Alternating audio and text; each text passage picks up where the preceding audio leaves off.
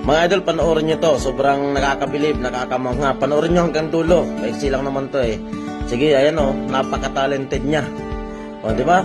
Tingnan mo, may isang puti lang siyang, ano, ewan ko kung tabla yata yan, kung tiles. Ano, panay pahid-pahid lang siya ng mga pintura. May dilaw, may blue, may pula, may itim yata isa. Yan mo, oh. Pero ano siya, ibang lahi siya, oh. Oh, ayan, oh. Tatapik-tapik lang siya. Tapos makikita mo yung araw. Bundok, araw. Ayan, oh. Di ba? Wala siyang pinagagayahan. Kundi kamay niya lang talaga. Isip niya, ang galing, ano. Talented talaga si Kuya, oh. Oh, punas-punas. Oh, tapos meron pa siyang basahan na maliit. Ayan, punas-punas siya ng kaunti. Ba, binura. Tapos nilagyan ng pula. Nilagyan ng dilaw. Tapos binura na naman. Oh, panibura yata si Kuya. Nakamali yata. Ah, design.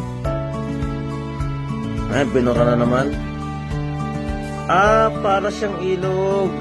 Ayun na, ilalagyan na naman ng pinapahiran naman ng kulay brown. Pangat, kulay brown yan, no? Yung brown tapos yung, ano, pula tapos blue yata yun, no? Tapos nalagyan na ng kulay dilaw sa taas. Ano yan? Ah, puno! Mga dahon! Oh. Ayun na, tinatapik-tapik niya lang, oh. Oh. Galing, ano? Kung gaano siya ka-talented, oh. Oh. Ayos. Oh. Tapik-tapik lang siya, no? Tapos pahit-pahit lang. Oh. Pahit na naman. Kakaroon siya ng art. Tapos, ito na naman. Oh, nagbura na naman. At kaya binuran niya na naman. Oh.